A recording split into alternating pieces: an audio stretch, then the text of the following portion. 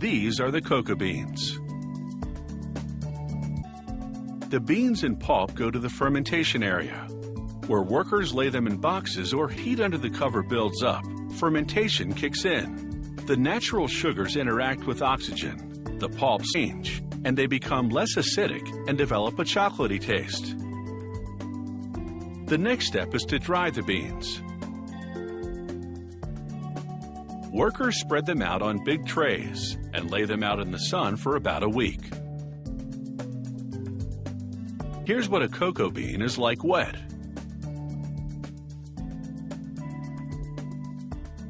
Versus dried.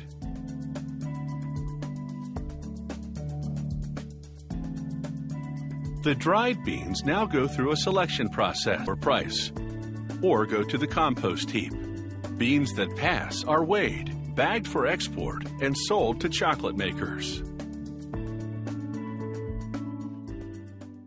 Most of the cocoa beans arriving here come from West Africa, which grows 70% of the world's crop.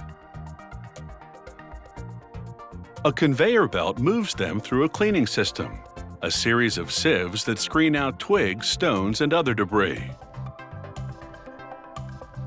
Next stop is a micronizer, a revolving drum that heats the cocoa beans to loosen their shells.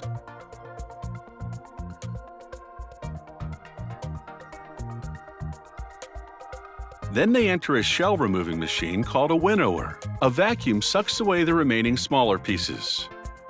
Removing the shell exposes the inside of the cocoa bean, which is called the nib. 50+% of the nib is fat, which is cocoa butter.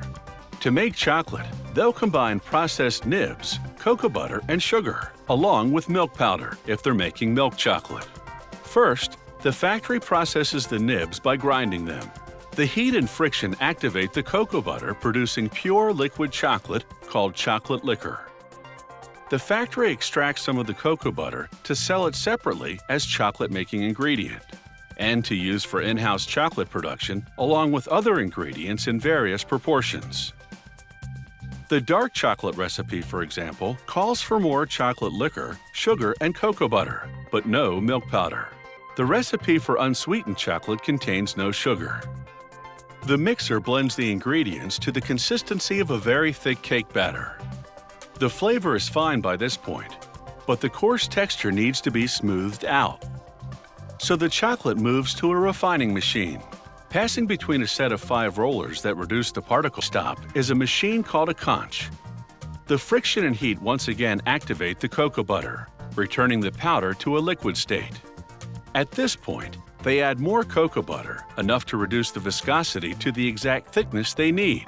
Just a bit, for example. Därefter gjuter man chokladen I såna här plastformar som har avtryck exakt så som kakorna ska se. For about 2 hours.